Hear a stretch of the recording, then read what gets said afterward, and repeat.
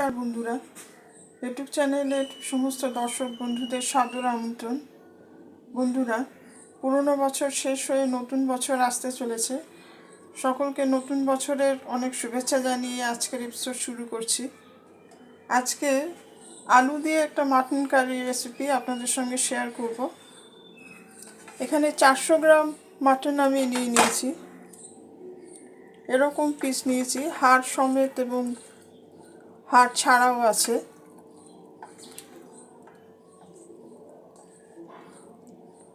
এইরকম পিস নিয়েছি।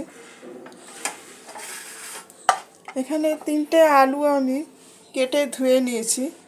3টে মিডিয়াম সাইজের পেঁয়াজ নিয়েছি। মাংসটা প্রথমে আমি ম্যারিনেট করে নেব।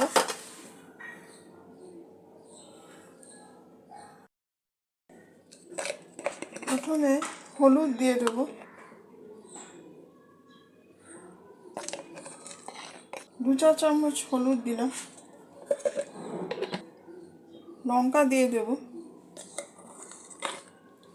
1 চা চামচ লঙ্কা দিলাম। এখানে রসুন বাটা নিয়েছি কিছুটা, রসুন বাটাটা দিয়ে দেবো।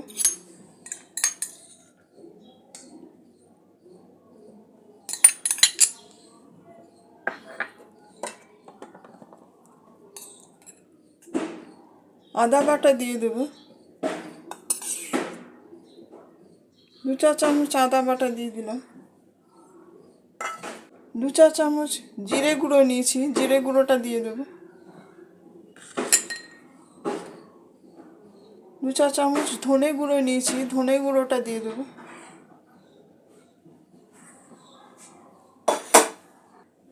এখানে 100 গ্রাম টক দই নিয়েছি, টক দইটাও দিয়ে দেবো।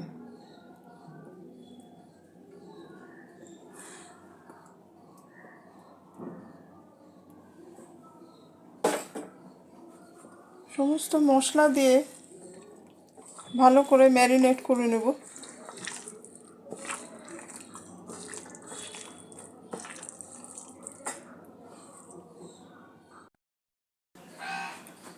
সামান্য একটু সর্ষের তেল দিয়ে দেবো।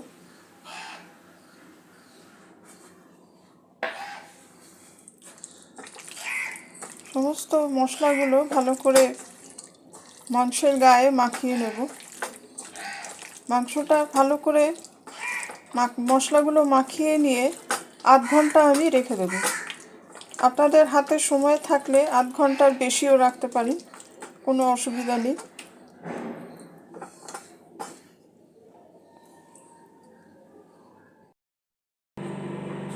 বন্ধুরা, কড়াতে আমি পরিমাণ মতন সর্ষের তেল দিয়ে দিয়েছি। এখানে আলুগুলো হাফ করে কেটে নিয়েছি। এভাবে প্রথমে আলুটা আমি ভেজে নেব।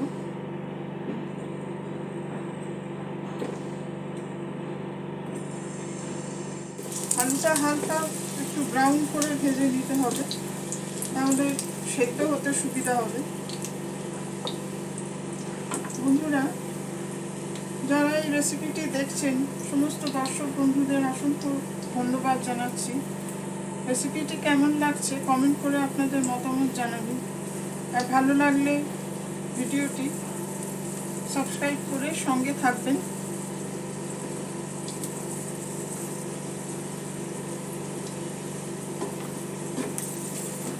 একটু হালকা ব্রাউন কালার পর্যন্ত আলুটা আমি ভেজে নেব। বন্ধুরা, আলুগুলো আমি হালকা করে ভেজে নিয়েছি। এবার আমি তুলে নেব।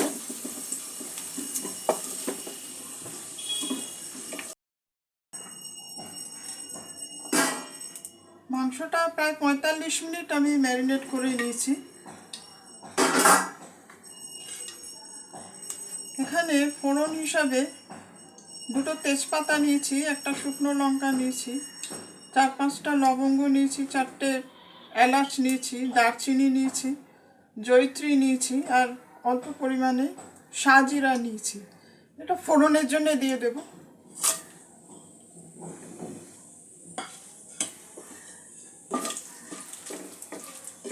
ফোড়নটা একটু ভেজে নেব।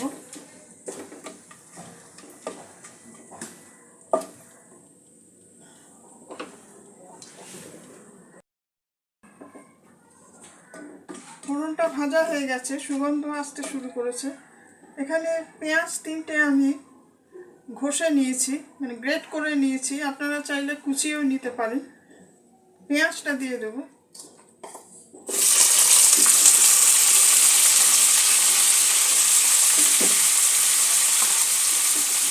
পেঁয়াজটা একটু হালকা করে ভেজে নেব।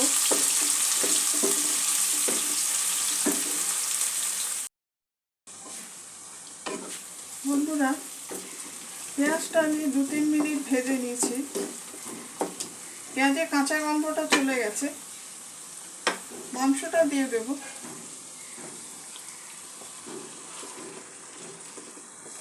মাংসটা দিয়ে সমস্ত উপকরণের সঙ্গে ভালো করে কষে নেব।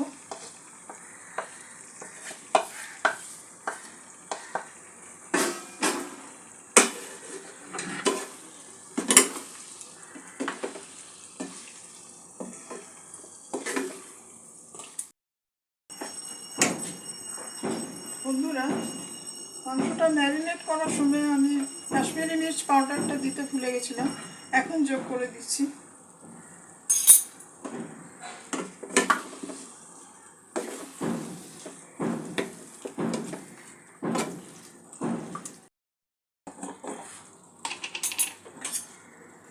স্বাদ মতো নুন দিয়ে দেবো।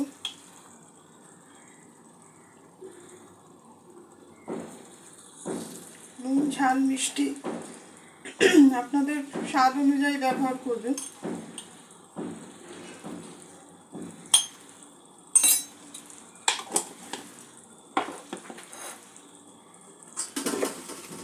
মশলা দিয়ে ভালো করে কিছুক্ষণ কষিয়ে নিতে হবে। যতক্ষণ না মাংস থেকে তেল ছাড়ছে ততক্ষণ ঢাকা দিয়ে মাংসটা আমি কষিয়ে নেব।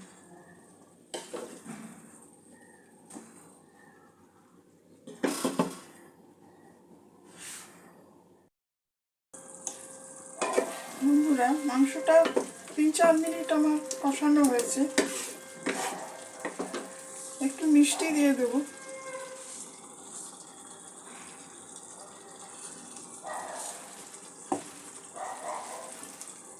আলুটা দিয়ে দেব।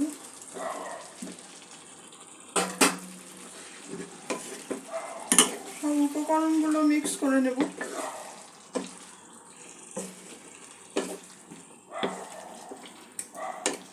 এই রেসিপিটা আপনারা যে কোনো ছুটির দিনেই তৈরি করে ফেলতে পারবেন। খুব ঘরোয়া সাধারণভাবে রান্না। শীতকালে গরম গরম মাংসের ঝোল দিয়ে ভাত খুব ভালো লাগে। ভাত, রুটি, পরোটা সব কিছুর সাথেই ভালো লাগে।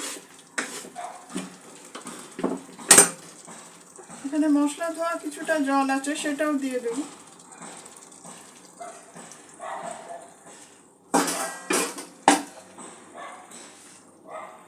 ঢাকা দিয়ে আরও 5-7 মিনিট আমি মাংসটা কষিয়ে নেব।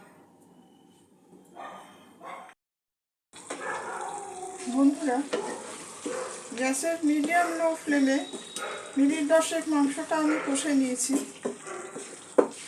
মাংসের তেল ভেসে উঠেছে।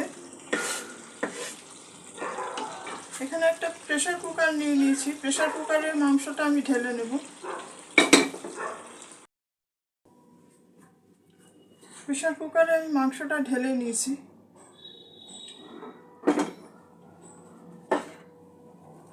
এখানে 1 বাটি জল নিয়েছি, জলটা দিয়ে দেব।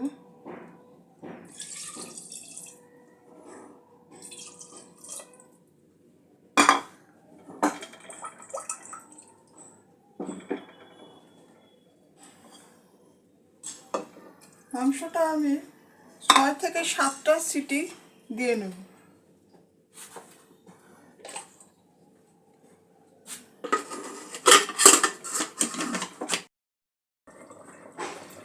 বন্ধুরা, আমাদের মাটন কারি প্রায় রেডি। আমি 6টা সিটি দিয়ে নিয়েছি।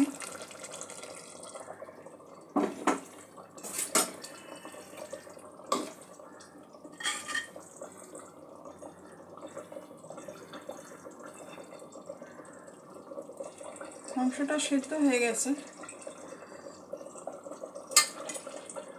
নামাবার আগে একটু ঘি, গরম মশলা দিয়ে দেবো। 1 চা চামচ ঘি দিয়ে দিলাম।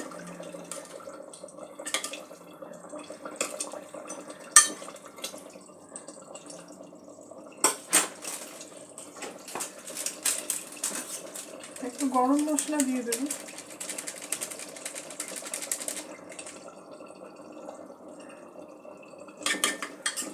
দু 1 মিনিট ফুটিয়ে নিয়ে মাটন কারিটা আমি পাত্রে ঢেলে নেব।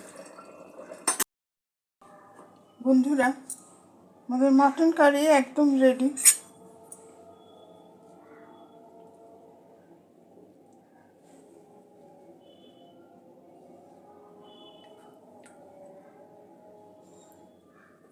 আশা রাখি রেসিপিটি আপনাদের ভালো লাগবে। আপনারাও বাড়িতে এইভাবে ট্রাই করে দেখবেন।